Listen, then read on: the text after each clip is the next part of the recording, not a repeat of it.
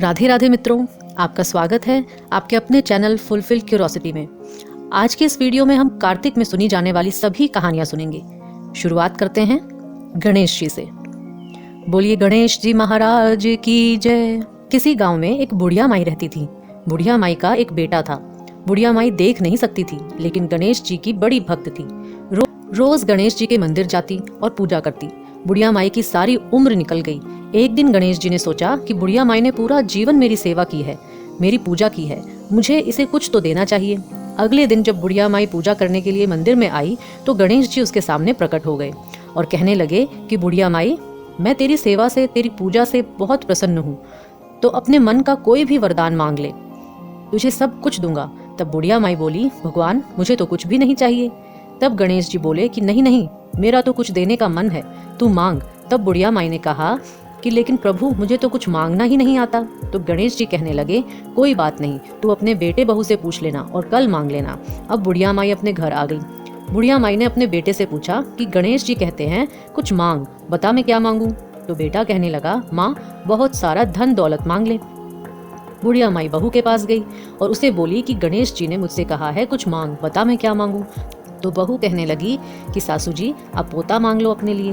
बुढ़िया माई ने सोचा यह दोनों तो अपने मतलब की चीज मंगवा रहे हैं। बुढ़िया माई भागी भागी पड़ोसन के पास गई और उसे जाकर पूछने लगी कि गणेश जी मुझसे कहते हैं कि कुछ मांग, तू ही बता मैं क्या मांगू। तो पड़ोसन कहने लगी कि ना तू धन मांग ना पोता मांग, बुढ़िया हो गई है, तेरे जीवन के थोड़े ही दिन बचे हैं, तो ऐसा कर अपनी आंखें मांग ले। बुढ़िया माई को पड़ोसन की बात भी पसंद नहीं आई। घर आई तो सोचने लगी ऐसा क्या मांगूं जिससे बेटा बहू भी खुश हो जाए और मेरे मतलब की चीज भी हो जाए। अगले दिन बुढ़िया माई मंदिर गई। गणेश जी फिर आए, बोले बता बुढ़िया माई क्या मांगती है। तो बोली, गणेश जी यदि आप मुझ पर प्रसन्न हैं और वरदान देना ही चाहते हैं तो मुझे आंखें दो, जिससे सोने के कटोरे में पोते को दूध पीते देखूं।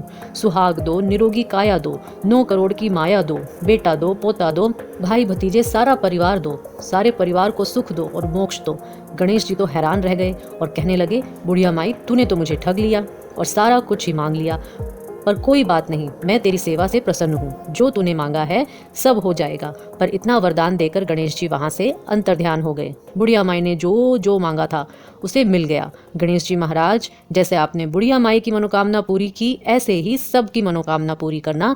बोलिए गजानन गणेश की जय हो। आइए अब सुनते हैं तुलसी माता की कहानी। बोलिए तुलसी माता की जय।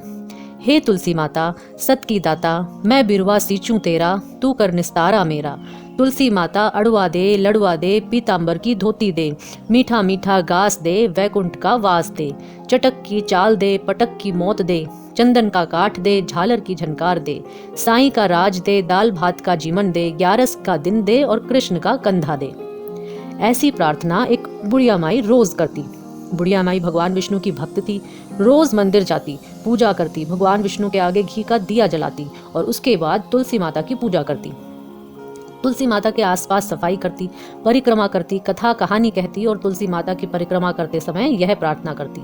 अब इस प्रार्थना को सुन सुनकर तुलसी माता सूखने लगी। एक दिन भगवान ने पूछा, देवी तुम्हारे पास तो इतनी औरतें आती हैं, तुम्हारी पूजा करती हैं, गाना बजाना करती हैं, आपको तो खुश और लहराती होना चाहिए, आप सूखती क्यों जा रही हैं। तब तुलसी माता कहने लगी, बस भगवान मेरे मन की मत पूछो। अब भगवान हंसने लगे और बोले, मैं नहीं पूछूंगा तो कौन पूछेगा देवी, बताओ तुम क्यों सूखती जा रही हो। तब तुलसी माता कहने लगी, हे प्रभु आप जो कुछ कहते हो वह सब सच है। मेरे पास तो बहुत सारी औरतें आती हैं, गाती बजाती हैं, मेरा तो मन लगा रहता है, लेकिन एक बुढ़िया माई आती है और रोजाना कहती है कि हे तुलसी माता सत की दाता, मैं बिरवा सींचूं तेरा, तू कर निस्तारा मेरा। तुलसी माता अड़वा दे, लड़वा दे, पीतांबर की धोती दे, मीठा मीठा घास दे, वैकुंठ का वास दे। चटक की चाल दे, पटक की मौत दे, चंदन का काठ दे, झालर की झनकार दे। साईं का राज दे, दाल भात का जीवन दे, 11 का दिन दे और कृष्ण का कंधा दे। हे प्रभु मैं सब कुछ दे दूंगी, पर आपका कृष्ण जी का कंधा कहाँ से दूंगी। अब भगवान बोले, बस इतनी सी बात। हे देवी आप चिंता मत करो, जब बुढ़िया माई मरेगी तो मैं खुद ही कंधा देने जाऊंगा। अब तुलसी माता कहने लगी, सोच लीजिए प्रभु, आप वचन दे रहे हो तब भगवान कहने लगे, हाँ हाँ देवी, मैं वचन देता हूँ। एक दिन की बात है, बुढ़िया माई मंदिर से पूजा पाठ करके वापस आ रही थी। रास्ते में ठोकर लगी और ठोकर लगते ही गिर पड़ी। गिरते ही बुढ़िया माई के प्राण निकल गए। बुढ़िया माई को गिरते देखा तो आसपास के लोग आ गए, बुढ़िया माई को उठाने लगे। देखा तो बुढ़िया माई तो मर चुकी थी, लेकिन उन्होंने कितनी भी कोशिश कर ली, बुढ़िया माई को उठा ही नहीं पाए। तब सभी लोग आपस में चर्चा करने लगे कि हम तो सोचते थे बुढ़िया माई बड़ी धार्मिक है, बड़ी पूजा पाठ करती है, लेकिन लगता है यह तो पापिन थी, तभी तो इतनी भारी हो गई है कि किसी के उठाए नहीं उठ रही है। धीरे धीरे वहां पर भीड़ जमा होने लगी और सभी लोग बुढ़िया माई के बारे में ऐसी बातें करने लगे। अब इन बातों को जब तुलसी माता ने सुना तो उन्हें बहुत दुख हुआ, क्योंकि बुढ़िया माई तो बड़ी धार्मिक थी, पूजा पाठ भी करती थी, सच्ची मन से भगवान की पूजा करती थी। उन्होंने मन ही मन भगवान को याद किया, हे प्रभु, आपका वचन निभाने का समय आ गया। अब तुलसी माता बुलाती और भगवान ना जाते, ऐसा तो हो नहीं सकता। भगवान तुरंत ही एक बूढ़े ब्राह्मण का वेश बनाकर आए। भगवान को आया देखा तो तुलसी माता ने भी एक ब्राह्मणी का वेश बना लिया और वह भी भगवान के साथ साथ आ गईं। अब बूढ़े ब्राह्मण के वेश में भगवान ने पूछा, क्या बात है, इतनी भीड़ क्यों लगा रखी है? तो सब लोग कहने लगे कि एक बुढ़िया माई मर गई है, लगता है बड़ी पापिन थी, इसलिए तो किसी के उठाए नहीं उठती। तब भगवान कहने लगे कि लाओ मैं उठाकर देखूं। तो सभी लोग हंसने लगे, कहने लगे, हम 3-4 आदमी मिलकर भी नहीं उठा पा रहे, यह अकेला बूढ़ा क्या कर लेगा? फिर कुछ आदमी बोले, भाई हमने तो अपने मन की करके देख ली, जा तू भी करके देख ले। अब भगवान बूढ़े ब्राह्मण के वेश में बुढ़िया माई के पास गए और कान में जाकर बोले, ले बुढ़िया माई, तू भी अपने मन की कर ले। बुढ़िया माई, तू बिरवा सींच मेरा, मैं करूँ निस्तारा तेरा। बुढ़िया माई, अड़वा ले लड़वा ले, पीताम्बर की धोती ले, मीठा मीठा घास ले, वैकुंठ का वास ले, चटक की चाल ले, पटक की मौत ले, चंदन का काट ले, झालर की झनकार ले, साईं का राज ले, दाल भात का जीवन ले, 11 का दिन ले और कृष्ण का कांधा ले। बस इतनी सी बात सुनाई थी कि बुढ़िया माई तो फूलों से हल्की हो गई और भगवान बुढ़िया माई को अपने कंधे पर ले गए। बुढ़िया माई की मुक्ति हो गई। हे तुलसी माता, जैसे आपने बुढ़िया माई की मनोकामना पूरी की, जैसे उन्हें मुक्ति दी, ऐसे ही सबकी मनोकामना पूरी करना, सबके घर में सुख शांति देना, खूब धन संपत्ति देना। बोलिए तुलसी माता की जय। आइए अब सुनते हैं कार्तिक स्नान की कहानी। बहुत समय पहले की बात है, किसी गांव में एक बुढ़िया माई रहती थी। बुढ़िया माई का कार्तिक स्नान नियम था। हर साल कार्तिक का महीना आने पर कार्तिक का स्नान करती, गंगा जी के तट पर जाकर रहती और कार्तिक नहाती। जब एक साल कार्तिक का महीना आया तो वह कार्तिक नहाने को जाने लगी तो उसके बेटे ने अपनी पत्नी से कहा कि मेरी माँ कार्तिक नहाने जा रही है, तो मेरी माँ के लिए 30 लड्डू बना दो और कुछ खाने का सामान भी बांध दो, ताकि पूजा पाठ करके माँ कुछ खा पी लिया करे। अब बहू तो जल भुन गई। उसने सोचा, हाँ अब बुढ़ापे में कार्तिक नहाएंगी, तो उसने जल भूनकर 30 लड्डू बांध दिए। बुढ़िया माई कार्तिक नहाने गंगा जी के तट पर चली गई। नदी किनारे कुटिया बनाकर रहने लगी। बुढ़िया माई रोज सुबह नहा धोकर पूजा पाठ करके जब भी लड्डू खाने बैठती, तब हनुमान जी बंदर के रूप में उनके सामने आ जाते और बुढ़िया माई खुश होकर बंदर को लड्डू खिला देती। इस तरह हनुमान जी रोज आकर बुढ़िया माई के लड्डू खा जाते। बुढ़िया माई सोचती कि 30 लड्डू हैं, रोज का एक ही है, अब कोई बात नहीं, मुझे लड्डू नहीं मिला, कोई बात नहीं, उपवास कर लूंगी। इस तरह कहते कहते उसके पूरे महीने के उपवास हो गए।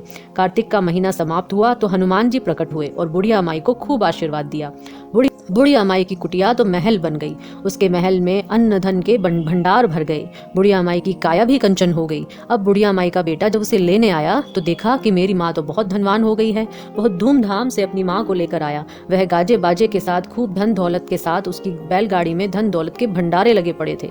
तो आगे जब बहू ने देखा कि वहाँ कार्तिक नहाने का तो इतना फल है, वह सोचने लगी कि अगला कार्तिक आएगा तो मैं भी अपनी माँ को कार्तिक भेजूंगी। अगला साल आया, कार्तिक का महीना भी आया, तो उसने अपनी माँ से कहा कि माँ इस बार तुम्हें कार्तिक का स्नान करना है। उसने खूब सारा घी मेवा डालकर लड्डू बनाए, अपनी माँ को 30 लड्डू बांध कर दिए, बहुत सारा खाने पीने का सामान भी दे दिया। अब उसकी माँ भी उसके कहने के अनुसार कार्तिक नहाने गंगा जी के तट पर जाकर रहने लगी। रोज सुबह सुबह उठती और खाने पीने बैठ जाती। जब हनुमान जी उसकी परीक्षा लेने के लिए बंदर बनकर उसके पास जाते तो वह तो बंदर को पत्थर मार देती और कहती, इतने से खाने में मेरा पेट नहीं भरे, तुम्हें कहाँ से दे दूं। रोज सुबह सुबह खाने बैठ जाती। कार्तिक का स्नान उसने कुछ नहीं किया, ना सुबह उठकर नहाती, ना पूजा करती, उसने कोई भी काम नहीं किया। कार्तिक का महीना समाप्त हो गया। हनुमान जी प्रकट हुए और उसे खूब सारा श्राप दिया। उसकी जो कुटिया थी वह भी कचरे के ढेर में बदल गई। बुढ़िया भी ढोकरी बन गई और उसकी बेटी अपने पति से बोली कि कार्तिक का महीना तो समाप्त हो गया, अब मेरी माँ को लेकर आओ, खूब धूमधाम से लेकर आना जैसे तुम अपनी माँ को लेकर आए थे। अब वह अपनी सास को लेने के लिए नदी किनारे गया। देखा तो वहाँ न सास है न कुटिया है। कुटिया की जगह पर कचरे का ढेर लगा पड़ा है और उस ढेर पर एक डोकरी घूम रही है। तो उसने आसपास वालों से पूछा कि मेरी सास यहाँ पर रहकर कार्तिक का स्नान करती थी, तो वो कहाँ है? तो सब कहने लगे कहीं भी उसने कार्तिक का स्नान नहीं किया, रोज सुबह सुबह उठकर खाने पीने बैठ जाती थी, इसलिए कार्तिक भगवान नाराज हो गए। तुम्हारी माँ जब आई थी तो वह पूरी सच्ची श्रद्धा से कार्तिक का स्नान करती थी, पूजा पाठ करती थी, इसलिए तुम्हारी माता पर कार्तिक देवता प्रसन्न हो गए थे, उन्हें खूब आशीर्वाद दिया था। लेकिन तुम्हारी सास तो कुछ भी नहीं करती थी, उसने तो कभी कोई दान पुण्य नहीं किया, कोई पूजा पाठ नहीं की, इसलिए कार्तिक के भगवान उससे नाराज हो गए हैं। कार्तिक के महीने में उसने अपनी बेटी के घर का अन्न खाया था, इसलिए उसे तो श्राप मिला है और डोकरी बनकर यह कचरे के ढेर पर घूम रही है। अब वह अपनी सास को जो डोकरी बन गई थी उसे ही बैलगाड़ी के पीछे बांधकर ले गया। उसकी बेटी ने आकर देखा तो उसे तो बड़ा दुख हुआ कि मैंने ये क्या कर दिया, यह तो मुझसे बहुत बड़ा पाप हो गया। उसने कार्तिक भगवान से क्षमा मांगी और कहा कि मैं आगे से ऐसा बिल्कुल नहीं करूंगी। उसे अपने किए पर बहुत पछतावा हो रहा था। तो कार्तिक के भगवान ने उसकी माँ को पहले जैसा कर दिया।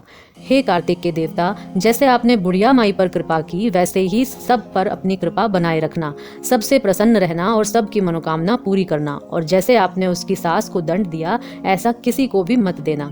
बोलिए कार्तिक भगवान की जय। आइए अब सुनते हैं अन्न धन के भंडारे भरने वाली सीता माता की नितनेम की कहानी। बोलिए सीता माता की जय। राम आए लक्ष्मण आए, देश के पुजारी आए, नितनेम का नेम लाए। आओ राम बैठो राम, तपी रसोई जिमो राम, माखन मिश्री खाओ राम, दूध बताशा पियो राम, सूत के पल का मोटो राम, शाम शाल दुशाला पोठो राम, दूध बताशा पियो राम, सूत के पल का मोटो राम, शाल दुशाला पोटो राम, शाल दुशाला ओढ़ो राम, जब बोलो जब राम ही राम, राम सवारे सबके काम, खाली घर भंडार भरेंगे सबका बेड़ा पार करेंगे, श्री राम जय राम जय जय राम, श्री राम जय राम जय जय राम। सीता माता कहानी कहती और श्री राम सुना करते। एक दिन श्री राम को किसी काम से बाहर जाना पड़ गया, तो सीता माता कहने लगी, भगवान मेरा तो 12 वर्ष का नितनेम है, अब आप बाहर जाएंगे तो मैं अपनी कहानी किसे सुनाऊंगी। तब श्री राम ने कहा, तुम कुएं की पाल पर जाकर बैठ जाना, वहाँ जो औरतें पानी भरने आएंगी उन्हें तुम अपनी कहानी सुना देना। सीता माता कुएं की पाल पर जाकर बैठ गई। एक स्त्री आई, उसने रेशम जरी की साड़ी पहन रखी थी, सोने का घड़ा ले रखा था। सीता माता ने उसे देखा तो कहा, बहन मेरा 12 वर्ष का नितनेम है, तो मेरी कहानी सुन लो। तो वह कहने लगी, मैं तुम्हारा नितनेम सुनूंगी तो मुझे घर जाने में देर हो जाएगी और मेरी सास मुझसे लड़ेगी। उसने कहानी नहीं सुनी और अपने घर चली गई। घर जाते जाते उसकी रेशम जरी की साड़ी फट गई, सोने का घड़ा मिट्टी का घड़ा हो गया। जब घर गई तो सास ने देखा तो पूछा, अरे बहू यह किसका दोष अपने सर ले आई है। तो बहू कहने लगी, माँ जी कुएं पर एक औरत बैठी थी, कह रही थी मेरी कहानी सुन लो, मैंने कहानी नहीं सुनी तो उसका यह फल हो गया। बहू की बातें सुनकर अगले दिन सास वही साड़ी पहनकर गई और वही घड़ा लेकर कुएं की पाल पर गई। सास को सीता माता बैठी पाई तो सीता माता कहने लगी, बहन अगर तुम्हारे पास समय हो तो मेरी कहानी सुन लो। तो सास कहने लगी, बहन कहानी एक बार छोड़ 4 बार सुन लूंगी। तब सीता माता कहानी सुनाने लगी। राम आए लक्ष्मण आए, देश के पुजारी आए, नितनेम का नेम लाए। आओ राम बैठो राम, तपी रसोई जिमो राम, माखन मिश्री खाओ राम, दूध बताशा पियो राम, सूत के पल का मोटो राम, शाल दुशाला पोटो राम, शाल दुशाला ओढ़ो राम, जब बोलो जब राम ही राम, राम सवारे सबके काम, खाली घर भंडार भरेंगे सबका बेड़ा पार करेंगे, श्री राम जय राम जय जय राम, श्री राम जय राम जय जय राम। कहानी पूरी हुई तो सास कहने लगी, बहन कहानी तो बहुत अच्छी है। कहानी सुनकर सास अपने घर गई तो उसकी साड़ी फिर से रेशम जरी की हो गई, मिट्टी का घड़ा फिर से सोने का घड़ा हो गया। बहू कहने लगी, सासू माँ आपने यह सब कैसे कर दिया। तो सास बोली, बहू तू दोष लगाकर आई थी और मैं दोष उतार कर आ रही हूँ। बहू ने पूछा कि ऐसी वह कौन थी जो सास बोली। वह सीता माता थी, पुराने से नया कर देती हैं, खाली घर भंडार भर देती हैं, लक्ष्मी जी का घर में वास कर देती हैं, जो भी मन में इच्छा हो उसे पूरी कर देती हैं। तब बहू कहने लगी, माँ जी फिर तो ऐसी कहानी मुझे भी सुना दो। तो सास कहने लगी, ठीक है भाई तुम भी सुन लो। सास ने कहानी कही और बहू ने सुनी। राम आए लक्ष्मण आए, देश के पुजारी आए, नित्य नेम का नेम लाए। आओ राम बैठो राम, तपी रसोई जी मो राम, माखन मिश्री खाओ राम, दूध बताशा पियो राम, सूत के पल का मोटो राम, शाल दुशाला पोटो राम, शाल दुशाला ओढ़ो राम। जब बोलो जब राम ही राम, राम संवारे सबके काम, खाली घर भंडार भरेंगे, सबका बेड़ा पार करेंगे। श्री राम जय राम जय जय राम, श्री राम जय राम जय जय राम। कहानी पूरी हुई तो बहू बोली कि सासू जी कहानी तो बहुत अच्छी है। तब सास बोली हाँ कहानी बहुत अच्छी है, अब हम इसे रोज कहा करेंगे। अब सास बहू दोनों सुबह उठती, नहाती धोती, पूजा पाठ करने के बाद नित्य नेम की सीता माता की कहानी कहती। एक दिन की बात है, पड़ोस की एक औरत आई और कहने लगी बहन जरा सी आँच दे दो। तो वह बोली कि अभी हमने आँच नहीं जलाई। तब पड़ोसन बोली तुम सुबह 4 बजे से उठी हो, फिर क्या कर रही हो? तब उन्होंने कहा सुबह से उठकर हम नहाते धोते हैं, पूजा करते हैं, फिर सीता माता की नित्य नेम की कहानी कहते हैं। पड़ोसन ने उनकी बातें सुनकर कहा कि सीता माता की नित्य नेम की कहानी कहने से क्या होता है? तो वह बोली इस कहानी को कहने से घर में अन्न धन के भंडार भर जाते हैं, सारे काम सिद्ध हो जाते हैं, मन में कोई भी इच्छा हो वह पूरी हो जाती है। तब पड़ोसन बोली बहन ऐसी कहानी तो तुम मुझे भी सुना दो। अब सास ने कहानी कही और पड़ोसन ने सुनी। राम आए लक्ष्मण आए, देश के पुजारी आए, नित्य नेम का नेम लाए। आओ राम बैठो राम, तपी रसोई जी मो राम, माखन मिश्री खाओ राम, दूध बताशा पियो राम, सूत के पल का मोटो राम, शाल दुशाला पोटो राम, शाल दुशाला ओढ़ो राम। जब बोलो जब राम ही राम, राम सवारे सबके काम, खाली घर भंडार भरेंगे, सबका बेड़ा पार करेंगे। श्री राम जय राम जय जय राम, श्री राम जय राम जय जय राम। कहानी सुनने के बाद पड़ोसन कहने लगी बहन कहानी तो मुझे भी बहुत अच्छी लगी। अब वह पड़ोसन भी नित्य नियम सीता माता की कहानी कहने लगी। सीता माता ने उसके भी भंडार भर दिए, उसकी भी सारी इच्छाएं पूरी हो गई। सीता माता जैसे आपने उन सबके भंडारे भरे, जैसे उनकी मनोकामनाएं पूरी की, वैसे ही आप हमारे भी भंडारे भरना, हमारी भी मनोकामनाएं पूरी करना। कहानी सुनाने वाले, सुनने वाले, हुंकारा भरने वाले सब पर अपनी दया बनाए रखना। बोलिए सीता माता की जय हो। जय श्री राम जय श्री राम। अब मैं आपको सुनाती हूँ कार्तिक मास में सुनी जाने वाली ब्राह्मण ब्राह्मणी की कहानी।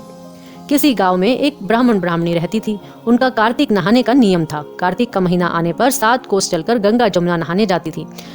आते जाते ब्राह्मणी बहुत थक जाती थी। एक दिन ब्राह्मणी बोली कि हमारे कोई बेटा होता तो बहू होती, घर आते तो खाना बना हुआ मिलता, कपड़े धुले हुए मिलते। तो ब्राह्मण कहने लगा यह तूने बड़ी बात कही, लो मैं तेरे लिए बहू ला देता हूँ। एक पोटली में थोड़े से चने बांध दे और उसमें थोड़ी सी मोहर अशरफियाँ डाल दे। ब्राह्मणी ने पोटली बांध कर दे दी। ब्राह्मण पोटली लेकर चल दिया। थोड़ी दूर जमुना जी के किनारे लड़कियां खेल रही थी, मिट्टी के घर बनाती थीं और तोड़ती थीं। लेकिन उनमें से एक लड़की बोली कि मैं तो अपना घर नहीं तोड़ूंगी, मुझे तो घर में रहने के लिए चाहिए। ब्राह्मण के मन को तो वह लड़की भाग गई। सोचने लगा यह समझदार लड़की लगती है। वह उसके पीछे पीछे चलने लगा। जब वह घर पहुंची तो उसे कहने लगा बेटी मुझे बड़ी भूख लगी है, अपनी माँ से पूछ ले क्या मेरी 4 रोटी बना देगी। कार्तिक का महीना है, मैं किसी के घर का अनाज नहीं खाता, मेरे पास यह थोड़ा सा आटा है, अपनी माँ को दे देना और अपनी माँ से कह देना कि रोटी बनाने से पहले आटा छान लेगी। तब लड़की कहने लगी ठीक है बाबा, तुम बैठो मैं माँ को कहकर आती हूँ। तो वह जाकर अपनी माँ से कहने लगी कि माँ एक बाबा आए हैं और कह रहे हैं मुझे भूख लगी है, मेरी 4 रोटी बना दो। उसकी माँ रोटी बनाने लगी तो आटा छानते ही उसमें से मोहर अशरफियाँ निकली। वह सोचने लगी जिसके घर के आटे में इतनी मोहर अशरफी है उसके घर में कितनी होगी।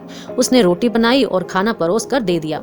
बाबा रोटी खाने बैठा तो उसकी माँ कहने लगी कि बाबा तुम कहाँ जा रहे हो, लड़के की सगाई करने जा रहे हो क्या? तब ब्राह्मण बोला कि मेरा लड़का तो काशी पढ़ने गया है, अगर तुम कहो तो तुम्हारी लड़की को ब्याह कर ले जाऊं। तब उसकी माँ कहने लगी कि ठीक है बाबा। वह लड़की ब्याह कर ले आया।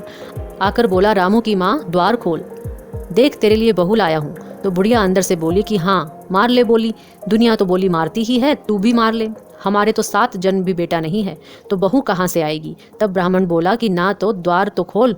तब ब्राह्मणी ने दरवाज़ा खोला तो देखने लगी सामने तो बहू खड़ी है। उसने खूब आदर सत्कार किया और बहू को अंदर ले आई। अब ब्राह्मण ब्राह्मणी जब कार्तिक नहाने जाते तो पीछे से बहू घर का सारा काम करती, खाना बनाती, कपड़े धोती, रात में अपने सास ससुर के पैर दबाती। इस तरह करते करते बहुत सारा समय निकल गया। तो सास अपनी बहू से बोली कि बहू कभी भी चूल्हे की आंच खत्म मत होने देना और मटके का पानी खत्म मत होने देना। एक दिन अचानक से चूल्हे की आंच खत्म हो गई। बहू ने सोचा सासू जी आएंगी तो नाराज होंगी। भागी भागी पड़ोस में गई और जाकर बोली कि मुझे थोड़ी सी आंच दे दो, मेरे चूल्हे की आंच बुझ गई है। मेरे सास ससुर आते होंगे, सुबह 4 बजे के गंगा जमुना नहाने गए हैं। तब पड़ोसन कहने लगी कि तू तो बावली है, तुझे तो यूं ही उठा कर ले आए, उनके तो 7 जन्म भी बेटा नहीं है। तब वह बोली कि नहीं, इनका बेटा तो काशी पढ़ने गया है। तब पड़ोसन कहने लगी तुझसे झूठ बोला है। तो बहू को तो पड़ोसन की सीख लग गई, पूछने लगी कि अब क्या करूं। तब पड़ोसन ने उसके कान भर दिए कि कहने लगी जली फूकी रोटी कर देना, बिना नमक की दाल कर देना, खीर की कड़छी दाल में और दाल की कड़छी खीर में कर देना। बहू को पड़ोसन की सीख लग गई, उसने ऐसा ही कर दिया। सास ससुर गंगा जी नहाकर आए तो ना तो आज उसने आदर सत्कार किया, ना उनके कपड़े लिए, खाना लगा कर दे दिया। सास ने खाना खाया तो बोली बहू यह क्या, यह तो जली फूकी रोटी है, बिना नमक की दाल है। तो वह बोली खा लो सासू जी, तुम एक दिन खा लोगी कुछ नहीं होगा, मुझे तो जीवन भर अलूना रहना है। सासू कहने लगी कि बहू को तो पड़ोसन की सीख लग गई। बहू रात को तो सो गई और सुबह पड़ोसन के पास गई, पूछने लगी बताओ आज क्या करूं। तो पड़ोसन बोली कि 7 कमरों की चाबी मांग ले। जब उसके सास ससुर गंगा जमुना नहाने जाने लगे तो बहू आगे आकर खड़ी हो गई, कहने लगी कि बाद में जाना, पहले मुझे 7 कमरों की चाबी दे दो। सास मना करने लगी तो ससुर ने कहा दे दे, आज भी इसका है कल भी इसका है, हमारा क्या है, आज मरे कल दूसरा दिन। अब सास ससुर चाबी देकर चले गए। पीछे से बहू ने कमरे खोलकर देखा, एक में अनाज भरा था, एक में धन भरा था, किसी में बर्तन भरे थे, किसी में कपड़े के अटूट भंडार भरे थे। जब 7वां कमरा खोला तो देखा उसमें गणेश लक्ष्मी, पीपल पथवारी, कार्तिक के ठाकुर, राई दामोदर, तुलसी जी का बिरला, 36 कोटि देवी देवता विराजमान है। गंगा जमुना बह रही है, तिलक छापे लगाए चौकी पर एक लड़का माला जप रहा है। तो बहू पूछने लगी तुम कौन हो। तब वह बोला कि मैं तेरा पति हूँ, दरवाज़ा बंद कर दे, जब मेरे माँ बाप आएंगे तब खोल लेना। अब तो बहू खुश हो गई, खुश होकर 36 तरह के उसने भोजन बनाए, 16 श्रृंगार किया, खुशी खुशी घूमने लगी। उसके सास ससुर जब गंगा नहाकर आए तो बड़े प्यार से उसने बात की, उनके कपड़े लिए, कपड़े धोए, खाना खिलाया। तब ब्राह्मण कहने लगा बहू तो धन देखकर राजी हो गई है। अब बहू सास के पैर दबाने बैठ गई, पैर दबाती जाए और कहती जाए माताजी तुम इतनी दूर 12 कोस गंगा जमुना नहाने जाती हो, थक जाती होगी, तुम घर में ही क्यों नहीं नहा लेती।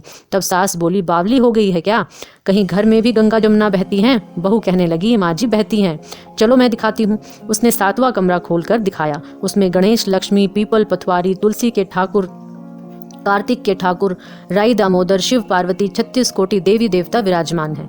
गंगा जमुना बह रही थी, तिलक छापे लगाई चौकी पर बैठा एक लड़का माला जप रहा था। तो ब्राह्मणी ने पूछा कि तू कौन है। वह कहने लगा कि मैं तेरा बेटा हूँ। ब्राह्मणी बोली तू कहाँ से आया। तो कहने लगा मुझे तो कार्तिक के देवता ने भेजा है।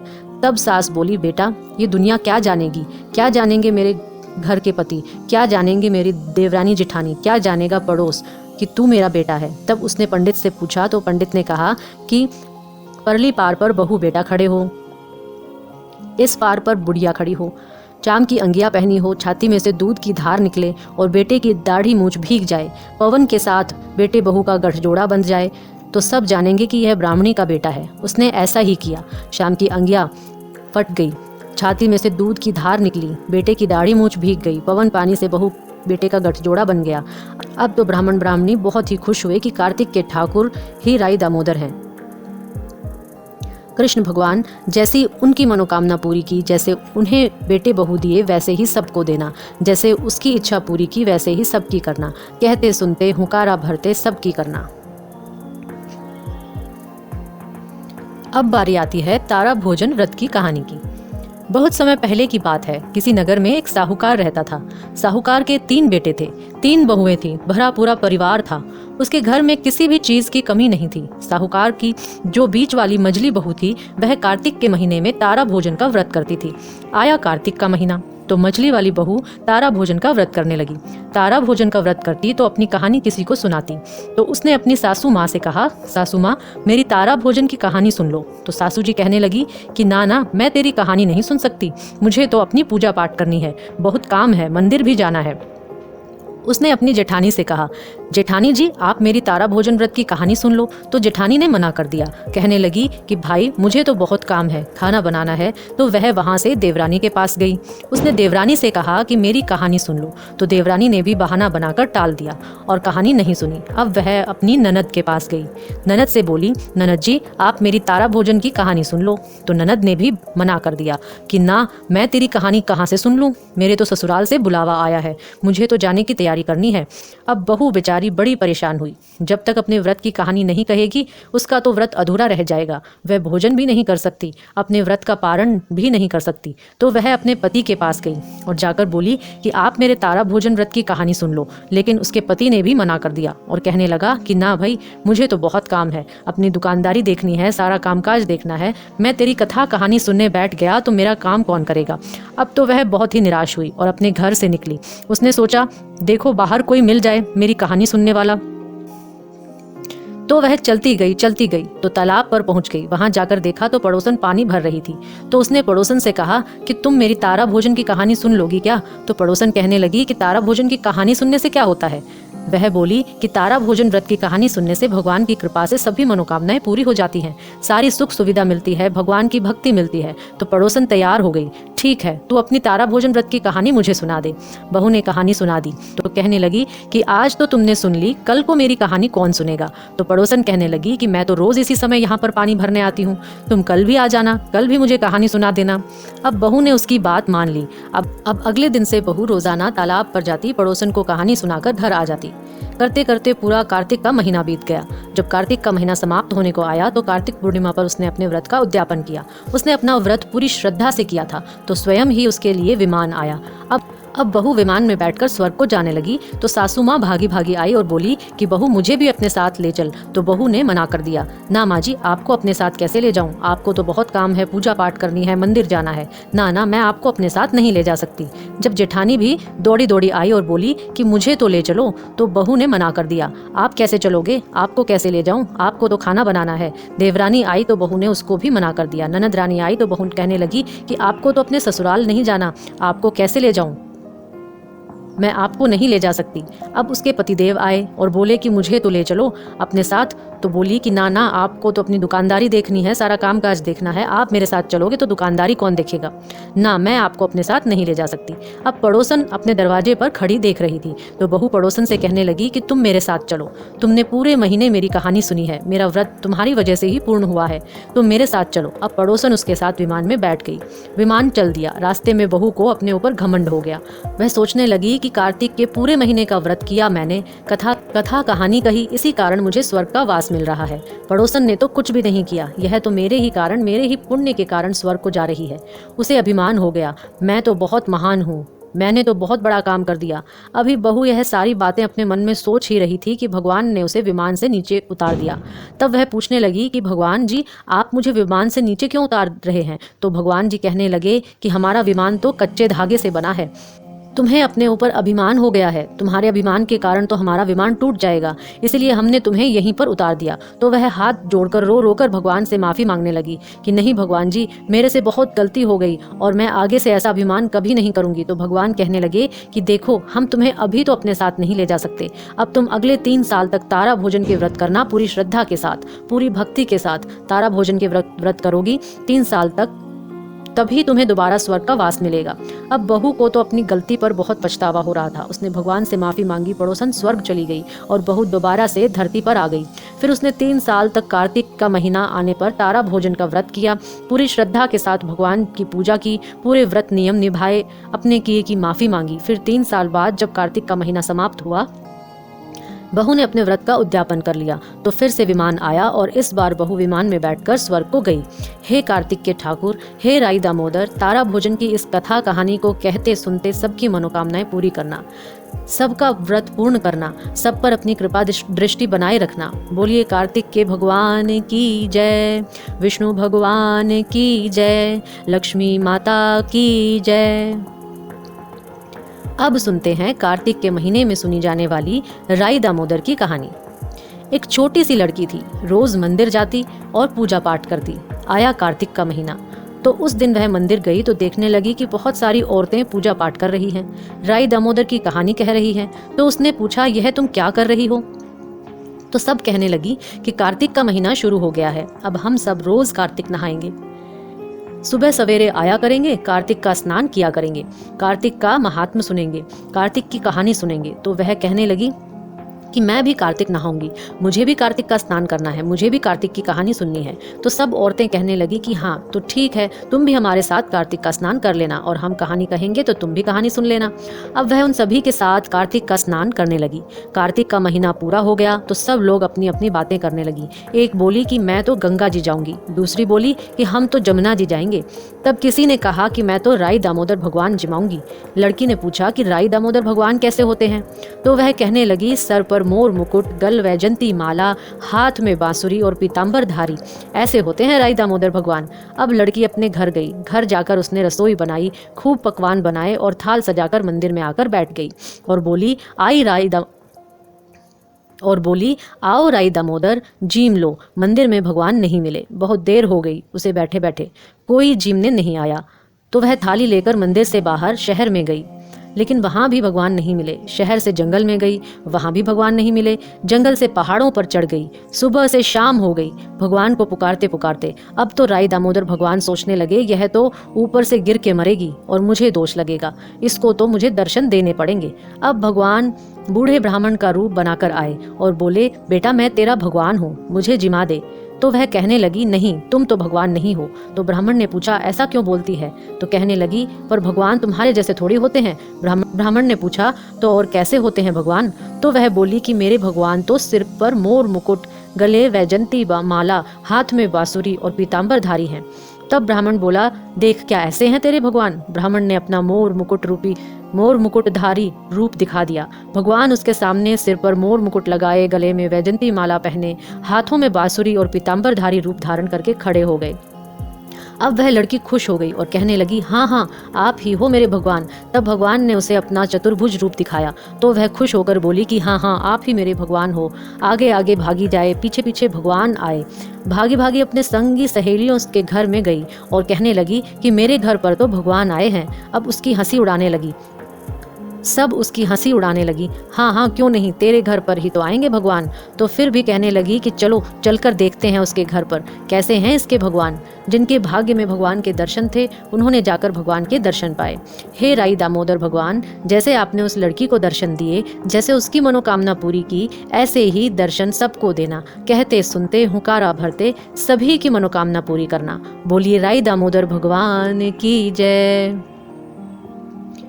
अब सुनते हैं कार्तिक पथवारी माता की कहानी। एक गांव में एक बुढ़िया माई रहती थी। बुढ़िया माई के 4 बेटे थे, 4 बहुएं थी। बुढ़िया माई के पास 4 भैंसें थी। आया कार्तिक का महीना तो बुढ़िया माई अपनी बहू से कहने लगी कि मैं तो कार्तिक स्नान करने के लिए गंगा जी के तट पर जा रही हूँ, तुम सारी की सारी एक एक भैंस ले लो। मैं 1 महीने बाद कार्तिक नहाकर आऊंगी तो देखूंगी तुम में से किसने सबसे ज्यादा घी जमा किया है। उसकी बड़ी 3 बहुएं तो बड़ी चालाक थी, लेकिन जो सबसे छोटी बहू थी वह सीधी सादी थी, बहुत ही सरल थी, संस्कारी थी। उसे दूध बिलोना नहीं आता था, घी निकालना भी नहीं आता था। अब सासू जी तो एक एक भैंस देकर कार्तिक स्नान को चली गई तो तीनों देवरानी जेठानी आपस में योजना बनाने लगी कि अब देखते हैं यह क्या करेगी, क्योंकि इसे तो ना दूध बिलोना आता है ना घी निकालना आता है। सरस्वती छोटी को ज्यादा प्यार करती थी, इसलिए तीनों बड़ी बहुएं उससे बहुत जलती थी। अब सासू जी तो एक एक भैंस देकर चली गई।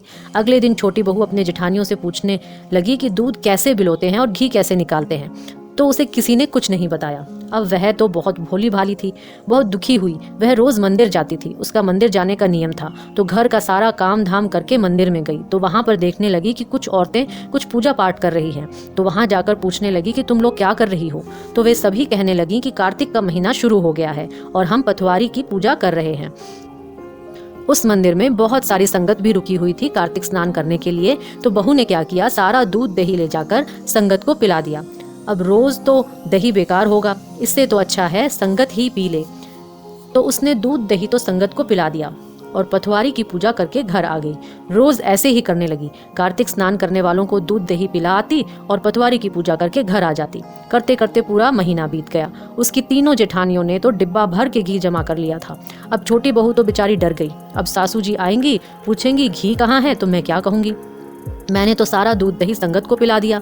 उदास होकर पथवारी माता के पास जाकर बैठ गई। पथवारी माता ने पूछा, उदास क्यों बैठी है? तो कहने लगी कि कल मेरी सासू जी कार्तिक नहा कर आएंगी। उन्होंने कहा था घी जमा करके रखना। मैंने तो कुछ भी नहीं किया, सारा दूध दही संगत को पिला दिया। अब वह पूछेंगे तो क्या कहूंगी? तो पथवारी माता कहने लगी कि तू मेरे से 4 कंकड़ ले जाकर डिब्बे में डाल देना। तेरा एक एक डिब्बा घी से भर जाएगा। ऐसे तेरे 4 डिब्बे हो जाएंगे। अब तो वह 4 कंकड़ उठाकर ले आई। उसने 4 डिब्बों में डाल दिए। उसके 4 डिब्बे घी से भर गए। अब सासू जी कार्तिक नहा कर आई तो बोली, लाओ दिखाओ किसने कितना घी जमा किया है। तो तीनों बहुएं बड़ी खुशी खुशी अपना डिब्बा लेकर आई और सोचने लगी कि अब तो मजा आएगा। सासू जी इसको डांटेगी क्योंकि इसने तो ना कभी दूध बिलोया ना घी निकाला। अब छोटी का नंबर आया तो वह 4 डिब्बे लेकर आई। तो तीनों जेठानी देखकर हैरान हो गई। कहने लगी, तुमने तो कभी दूध जमाया नहीं, बिलोया नहीं, इतना घी कहाँ से लाई हो? तो उसने सारी बात बता दी कि सासू जी मुझे तो घी बिलोना नहीं आता। मैंने पूछा तो किसी ने बताया नहीं। तो मैं मंदिर जाती थी, कार्तिक स्नान शुरू हुआ तो वहाँ पर संगत आ गई। मैंने तो दूध दही से संगत की सेवा कर दी। पीपल पथवारी की पूजा करके घर आ जाती। मुझे तो यह सब पथवारी माता ने मेरी सेवा से खुश होकर दिया है। तो सभी कहने लगी कि पथवारी माता की पूजा करने का, कार्तिक स्नान करने वालों की सेवा करने का यदि इतना धर्म फल होता है तो अगले साल से हम भी कार्तिक नहाया करेंगे और पथवारी माता की पूजा किया करेंगे। बोलिए पथवारी माता की जय। अब आती है विष्णु भगवान की कहानी। बहुत समय पहले की बात है। एक सेठ सेठानी थे। सेठानी तो धर्म कर्म वाली थी, पूजा पाठ बहुत करती थी, भगवान विष्णु की पूजा करती थी। लेकिन सेठ जी का मन पूजा पाठ में बिल्कुल नहीं लगता था और उन्हें सेठानी का पूजा पाठ करना भी अच्छा नहीं लगता था। तो लोगों के कहने सुनने में आकर सेठ जी ने सेठानी को घर से निकाल दिया। सेठानी बड़ी दुखी हुई। चलते चलते जंगल में पहुंच गई। वहां पर उसने देखा कि 4 आदमी मिट्टी खोद रहे थे। तो सेठानी वहां पर जाकर बोली, भाई तुम मुझे भी नौकरी पर रख लो। तो उन्होंने उसे नौकरी पर रख लिया। सेठानी भी मिट्टी खोदने लगी। मिट्टी खोदने से सेठानी के हाथों में छाले पड़ गए क्योंकि सेठानी ने तो कभी अपने घर में कुछ भी काम नहीं किया था। उसने मिट्टी खोद दी तो हाथों में छाले पड़ गए, सर के बाल उड़ गए। तो वे आदमी कहने लगे कि बहन तुम तो अच्छे घर की लगती हो, तुमसे यह काम नहीं होगा, तुम एक काम करो, हमारे घर का काम कर दिया करो। तो वह उसे अपने घर ले गए। वह 4 आदमी रोज 1 मुट्ठी अनाज लाते थे और चारों मिल बांट कर खा लेते थे। अब सेठानी ने कहा कि कल से तुम 8 मुट्ठी अनाज लेकर आना। तो अगले दिन वे काम करके आए तो उन्हें ज्यादा पैसा मिला और 8 मुट्ठी अनाज लेकर आए। सेठानी ने खाना बनाया, भगवान विष्णु को भोग लगाया और सबको भोजन करा दिया। तो भाई कहने लगे कि बहन भोजन तो बहुत स्वाद है। तो सेठानी बोली कि भगवान का झूठा है, भगवान का प्रसाद है, स्वाद तो होगा ही। उधर सेठ जी भी भूखे मरने लगे। उनका तो सब जो कारोबार था वह सब ठप हो गया। उनके घर में अब खाने को कुछ भी नहीं रहा। तो सब लोग कहने लगे कि लगता है सेठ जी तो सेठानी के ही भाग का खाते थे। अब सेठ जी की बुद्धि सही हो गई। वह सेठानी को ढूंढने के लिए निकले। ढूंढते ढूंढते वो भी इस जंगल में आ गए। वहां पर उन्होंने उन 4 आदमियों को मिट्टी खोदते देखा तो कहने लगे, भाई मुझे भी नौकरी पर रख लो, क्योंकि सेठ जी तो कई दिनों से भूखे थे, खाने को कुछ मिल नहीं रहा था। उन्होंने सोचा कुछ काम करूंगा, 4 पैसे मिलेंगे, कुछ खा पी लूंगा। तो कहने लगे मुझे नौकरी पर रख लो। वे आदमी बोले, ठीक है भाई, तू भी मिट्टी खोद ले। अब सेठ जी भी मिट्टी खोदने लग गए। अब सेठ ने भी अपने घर में कभी कुछ काम नहीं किया था। मिट्टी खोदी तो उनके हाथों में भी छाले पड़ गए, उनके भी सिर के बाल उड़ने लगे। तो वे आदमी बोले, भाई तू तो अच्छे घर का लगता है, एक काम करो, तुम हमारे घर चलो, हमारे घर का काम कर लेना। सभी आदमी सेठ जी को भी अपने घर पर ले गए। वहां जाकर सेठ ने सेठानी को देखा तो पहचान लिया। सेठानी ने सेठ को नहीं पहचाना क्योंकि वह घूंघट में रहती थी। उसने तो चेहरा देखा नहीं कि कौन आया है कौन नहीं। उसने सोचा एक आदमी नया आया है, मुझे तो उसके लिए भी भोजन बनाना है। उस दिन उसने कुछ ज़्यादा खाना बना लिया। पहले भगवान विष्णु को भोग लगाया, फिर खाना परोसने लगी। तो उसने 4 भाइयों को तो खाना परोस दिया। जो 4 आदमी थे उसने धर्म के भाई बना लिए थे। तो चारों भाइयों को खाना परोस दिया। जब सेठ जी को परोसने लगी तो भगवान विष्णु ने हाथ पकड़ लिया। अब उसके जो मुँह बोले भाई थे वह कहने लगे, बहन क्या कर रही हो, खाना क्यों नहीं परोस रही? तो वह कहने लगी कि मैं तो कुछ भी नहीं कर रही, भगवान विष्णु ने मेरा हाथ पकड़ रखा है। अब भाई बोले कि हमें भी अपने भगवान के दर्शन करा दो। अब सेठानी ने भगवान से प्रार्थना की, तब भगवान विष्णु ने सबको दर्शन दिए। सेठ ने सेठानी से माफी मांगी। भाइयों ने बहन को बहुत सारा धन देकर विदा कर दिया। सेठ सेठानी दोनों मिलकर अब भगवान विष्णु की पूजा करने लगे। उनके घर में फिर से अन्न धन के भंडारे भर गए। सेठ जी को अब अपनी गलती का एहसास हो गया था। हे विष्णु भगवान, जैसे आपने सेठानी पर अपनी कृपा की वैसे ही सब पर करना और सबकी मनोकामना पूरी करना। बोलिए विष्णु भगवान की जय। लक्ष्मी माता की कहानी। किसी गांव में एक ब्राह्मण ब्राह्मणी रहते थे। ब्राह्मण का पीपल देवता सींचने का नियम था। रोज पीपल देवता में जल देता, परिक्रमा करता, पूजा करता, उसी के बाद अन्न जल ग्रहण करता। एक दिन की बात है, ब्राह्मण देव पीपल सींचने गए। पीपल सींच के परिक्रमा कर रहे थे तो पीपल में से एक लड़की की आवाज आई जो कह रही थी, पिताजी मैं तेरे साथ चलूंगी। अब आवाज सुनकर ब्राह्मण देव ने इधर उधर देखा कि पता नहीं किसकी आवाज है, लेकिन कोई भी दिखाई नहीं दिया। ध्यान से सुना तो पता लगा कि यह आवाज पेड़ में से आ रही है। अब ब्राह्मण देव थोड़ा थोड़ा डर भी गए। फिर उन्होंने पूछा कि तुम कौन हो? तो कहने लगी कि मैं आपकी बेटी हूँ और मैं आपके साथ चलूंगी। अब ब्राह्मण देव ने कुछ भी नहीं कहा, अपने घर आ गए। अगले दिन जब पीपल की पूजा करने गए तो फिर से लड़की ने कहा, पिताजी मैं तुम्हारे साथ चलूंगी। अब जब रोज यही होने लगा तो ब्राह्मण देवता चिंता में पड़ गए, क्योंकि ब्राह्मण के 6 लड़की पहले से ही थी। घर में खाने पहनने को कुछ नहीं था। ब्राह्मण देव भिक्षा मांगकर अपने परिवार का गुजारा करते थे। किसी दिन खाने को मिलता, किसी दिन नहीं मिलता, किसी दिन उपवास ही करना पड़ जाता। अब ऐसे में एक लड़की और ले जाऊं तो उसे क्या खिलाऊंगा? अब ब्राह्मण देवता चिंता में पड़ गए। घर जाकर भोजन पाने के लिए आकर बैठ गए। ब्राह्मणी ने पूछा, क्या बात है, इतनी चिंता में क्यों बैठे हो? तो ब्राह्मण ने सारी बात बता दी कि पीपल की पूजा करने जाता हूँ तो पीपल में से एक लड़की रहती है कि एक लड़की कहती है कि पिताजी मैं तेरे साथ चलूंगी। तो ब्राह्मणी कहने लगी, तो चिंता में सूख क्यों रहे हो? जहाँ 6 लड़की है वहाँ 7वीं भी सही, तुम दूसरे दिन ले आना। अब ब्राह्मण अगले दिन जब पूजा करने गए, पीपल देव की पूजा करके परिक्रमा कर रहे थे तो फिर से आवाज आई, पिताजी मैं तुम्हारे साथ चलूंगी। तो उसने कहा, हाँ हाँ ठीक है चलो। अब ब्राह्मण लड़की को अपने घर ले आया। उसी दिन ब्राह्मण जब भिक्षा मांगने गया तो उसे और दिनों से ज्यादा थैला भर के आटा मिला। आटा लेकर घर गया तो ब्राह्मणी बहुत खुश हुई। आटा छानने लगी तो लड़की बोली, माँ मैं छानूंगी। तो वह कहने लगी, ना बेटी तू तो अभी बहुत छोटी है, तू आटा कैसे छानेगी? वह बोली, ना माँ मैं छान लूंगी। तो उसने जिद करके आटा छाना तो उसकी परात भर गई। खाना बनाने लगी उसकी माँ, तो बोली कि माँ लाओ मैं बनाती हूँ खाना। तो उसकी माँ बोली कि ना बेटी तू तो अभी बहुत छोटी है, तेरी उंगली जल जाएगी, तेरा हाथ जल जाएगा, खाना मैं ही बना दूंगी। पर वह जिद करने लगी कि नहीं माँ आज तो खाना मैं ही बनाऊंगी। अब उसकी माँ को उसकी बात माननी पड़ी। उसने जो खाना बनाया तो 36 प्रकार के व्यंजन बना दिए। सबने पेट भर भर के खाना खाया और दिन तो भूखे रहे थे, उपवास करते थे। उस दिन सबने पेट भर भर के खाना खाया। थोड़ी देर में ब्राह्मणी का भाई आ गया। कहने लगा, जीजी मुझे तो बहुत जोर से भूख लगी है, मैं तो खाना खाऊंगा। अब ब्राह्मणी चिंता में बैठ गई। सबने खाना खा लिया। जितना ब्राह्मण भिक्षा मांग कर लाए थे सब बांट के खा लेते थे। अब वह सोचने लगी कि भाई भूखा आया है, अब इसे क्या खिलाऊंगी। बेटी ने माँ को चिंता में बैठे देखा तो पूछने लगी, माँ क्या बात है, चिंता में क्यों बैठी हो? तो माँ बोली, बेटी तेरा मामा आया है और कह रहा है मैं भूखा हूँ, खाना खाऊंगा। सबने खा लिया, अब उसे कहाँ से खाना खिलाऊंगी? तो बेटी कहने लगी कि माँ कोई बात नहीं, आप चिंता मत करो, मैं खाना बना दूंगी। अब वह रसोई में गई। उसने पता नहीं क्या किया, उसने तो 36 तरह के भोजन फिर से बना दिए। ब्राह्मणी देखकर बड़ी हैरान कि यह लड़की है या क्या, 36 तरह के भोजन बना दिए। सब ने खा लिया, उसके बाद भी इतना सामान था, इससे दोबारा से भोजन बना दिया। उसने भाई को खाना खिला दिया। तब भाई ने पूछा, जीजी आज तो बहुत स्वादिष्ट खाना बनाया है। तो कहने लगी कि भाई तेरी भांजी है मुंह बोली, उसने बनाया है। करते करते शाम हो गई तो बेटी माँ से कहने लगी कि माँ चौका लगाकर चौक में दिया जला दो और मैं कोठे में सोऊंगी। उसकी माँ कहने लगी, ना बेटी तुम हमारे साथ चलो, कोठे में सोने किधर जाएगी रात को? कहने लगी, ना माँ मैं तो कोठे में ही सोऊंगी। अब कोठे में जाकर सो गई। आधी रात को उठी, चारों तरफ जिधर भी देखे उधर धन ही धन के भंडारे लगते चले गए। ब्राह्मण के घर में तो धन के भंडारे लग गए, क्योंकि वह लड़की और कोई नहीं साक्षात लक्ष्मी माता थी, जो ब्राह्मण का दुख दरिद्र मिटाने आई थी। ब्राह्मण के घर में धन लक्ष्मी का वास करके जब लक्ष्मी माता जाने लगी तो बाहर पड़ोस में एक बूढ़ा ब्राह्मण सो रहा था। उसने पूछा, बेटी इतनी रात को कहाँ जा रही हो? तो कहने लगी कि मैं तो लक्ष्मी माता हूँ, इसके 6 बेटी थी, इसका दुख दरिद्र दूर कर करने आई थी, तुझे करवाना है तो तू भी करवा ले। अब लक्ष्मी माता ने उस बूढ़े ब्राह्मण के घर में भी चारों तरफ जो देखा, उसके घर में भी धन ही धन हो गया। सवेरे उठे तो सब बेटी को ढूंढने लगे, कहाँ गई कहाँ गई। तो पड़ोसी ब्राह्मण बोला कि वह तो लक्ष्मी माता थी, तेरे साथ साथ मेरा भी दुख दरिद्र दूर कर गई। लक्ष्मी माता, जैसे आपने उन पर कृपा की, जैसे उनका दुख दरिद्र दूर किया, उनके घर में अन्न धन का भंडार भरे, ऐसे ही सबका दुख दरिद्र दूर करना और सब पर अपनी कृपा बनाए रखना। हे लक्ष्मी माता, आपकी जय हो। अब सुनते हैं पीपल देवता की कहानी। बोलिए पीपल देवता की जय।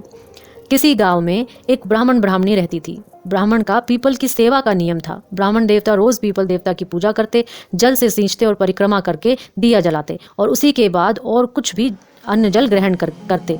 पीपल की पूजा किए बिना तो वो पानी की एक बूंद भी ग्रहण नहीं करते थे। इस तरह से पीपल देवता की पूजा करते करते ब्राह्मण को पूरा जीवन बीत गया। एक दिन पीपल देवता ने सोचा कि ब्राह्मण ने सारा जीवन मेरी सेवा में मेरी पूजा की है, मुझे इसे कुछ देना चाहिए।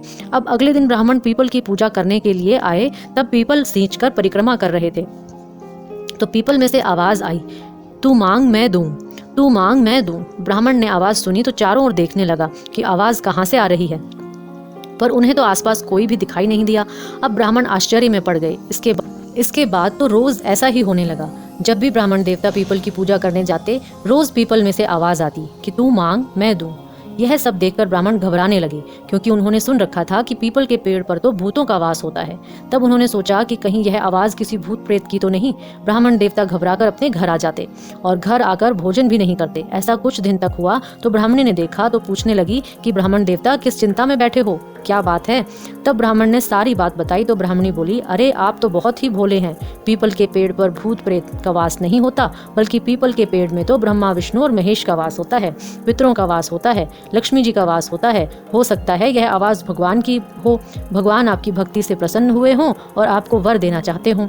तब ब्राह्मण देवता जब अगले दिन पीपल सींचने गए तो फिर से आवाज आई कि तू मांग मैं दूं। तो ब्राह्मण देवता ने पूछा कि आप कौन हैं और मुझे क्या देना चाहते हैं। तब पीपल में से ऐसी आवाज आई कि मैं पीपल देवता हूँ, तेरी पूजा से, तेरी भक्ति से बहुत प्रसन्न हो और तुझे कुछ देना चाहता हूँ, तो मांग ले। ब्राह्मण देवता बोले कि मुझे तो कुछ मांगना नहीं आता, मुझे नहीं पता कि क्या मांगना चाहिए। तब पीपल देवता में से आवाज आई कि तुम अपनी पत्नी से पूछ लेना। ब्राह्मण घर आ गए। ब्राह्मणी से बोले कि तुम तो सही कहती थी, वह आवाज तो भगवान की थी, वह मुझे कुछ देना चाहते हैं, पर मुझे नहीं पता कि क्या मांगूं। तो ब्राह्मणी बोली कि आप पीपल देवता से कहना कि मुझे 9 करोड़ की माया दे, सोने की काया दे, बेटा दे, पोता दे, पूरा परिवार दे, सारे सुख दे। तब ब्राह्मण देवता ने अपनी पत्नी की बात मानी और अगले दिन जब पीपल की पूजा करने गए और रोज की तरह से आवाज आई, तब ब्राह्मण ने वही बात कह दी तो ब्राह्मणी ने कही थी। ब्राह्मण ने पीपल देवता से कहा कि मुझे 9 करोड़ की माया दो, 16 साल की काया दो, बेटा दो, पोता दो, पूरा परिवार दो, सारा सुख दो। पीपल देवता सोचने लगे कि ब्राह्मण देखने में सीधा साधा था, कहता था मांगना नहीं आता है, पर सारी ही चीज मांग ली। फिर बोले कोई बात नहीं, तूने जो जो मांगा है सब तुझे देता हूँ। अब ब्राह्मण थोड़ी देर पर वहां खड़े रहे, लेकिन जब उनके हाथ में कुछ नहीं आया तो निराश होकर वापस आने लगे। मन ही मन सोचने लगे कि पीपल देवता कहते तो थे कि तुझे सब दूंगा, दिया तो कुछ भी नहीं। इसी तरह अपने विचारों में व्यस्त चले जा रहे थे और अपनी कुटिया से आगे निकल गए। उन्होंने तो ध्यान भी नहीं दिया कि उनकी कुटिया की जगह अब एक आलीशान महल खड़ा था। अब अपने घर से आगे निकल गए। पीछे से ब्राह्मणी ने आवाज लगाई कि कहाँ जा रहे हो ब्राह्मण देव। ब्राह्मण ने पीछे मुड़कर देखा तो एक सजी धजी औरत खड़ी थी। रेशम की साड़ी पहन रखी थी, बहुत सारे गहने पहन रखे थे। ब्राह्मण देवता तो इस वेश में अपनी पत्नी को पहचान ही ना सके। तो ब्राह्मणी ने दोबारा आवाज लगाई, कहने लगी कि कहाँ जा रहे हो, अपने घर में क्यों नहीं आते। तब ब्राह्मण बोले कि तुम्हारा वेश कैसे बदल गया, यह इतने सारे गहने, इतनी सुंदर कपड़े। तब ब्राह्मणी बोली कि पीपल देवता का आशीर्वाद है, पीपल देवता ने आपकी मनोकामना पूरी कर दी, आपने जो भी मांगा था दे दिया। तब ब्राह्मण देवता पूछने लगा कि लेकिन हमारी कुटिया कहाँ गई और यह महल किसका है। तो ब्राह्मणी बोली आप अंदर तो चलो, अब पता चल जाएगा। ब्राह्मण देवता अंदर आए तो देखते हैं क्या है, बहुत बड़ा परिवार हो रहा है, बेटे पोते नाती सब घूम रहे हैं। तो ब्राह्मणी बोली कि जैसे आपने मांगा था पीपल देवता ने हमें सब दे दिया, देखिए कि सारा परिवार हमारा ही है। अब तो ब्राह्मण देवता बहुत ही खुश हो गए और उन्होंने मन ही मन पीपल देवता को बहुत धन्यवाद दिया। पीपल देवता, जैसे आपने ब्राह्मण की मनोकामना पूरी की, वैसे ही आपकी पूजा करने वाले, कथा पढ़ने वाले, कथा सुनने वाले सब की मनोकामना पूरी करना। बोलिए पीपल महाराज की जय। तुलसी महारानी नमो नमो, हरि की पटरानी नमो नमो। धन तुलसी पूर्ण तप कीनो, शालिग्राम बनी पटरानी नमो नमो। जाके पत्र मंजरी कोमल, श्रीपति कमल चरण लपटानी नमो नमो। तुलसी महारानी नमो नमो, हरि की पटरानी नमो नमो। कौन से महीने बोई तुलसी रानी, कौन से महीने हुई हरियाली नमो नमो। कौन से महीने हुई तेरी पूजा, कौन से महीने हुई पटरानी नमो नमो। आषाढ़ मास बोई रानी तुलसा, सावन मास हुई हरियाली नमो नमो। कार्तिक मास में हुई तेरी पूजा, मंगसिर मास हुई पटरानी नमो नमो। धूप दीप नैवेद्य आरती, पुष्पन की वर्षा बरसानी नमो नमो। 56 भोग 3600 व्यंजन, बिन तुलसा हरि एक ना मानी नमो नमो। जो तुलसी को सवेरे गाए, श्री कृष्ण के दर्शन पाए नमो नमो। जो तुलसी को दोपहर को गाए, खीर खांड का भोग लगाए नमो नमो। जो तुलसी को सांझ को गाए, श्री कृष्ण की आरती उतारे नमो नमो। जो तुलसी को रात को गाए, श्री कृष्ण के चरण दबाए नमो नमो। सभी सखी मैया तेरो यश गावे, भक्ति दान दीजे महारानी नमो नमो। तुलसी महारानी नमो नमो, तुलसी महारानी नमो नमो। हरि की पटरानी नमो नमो। जय तुलसी मैया।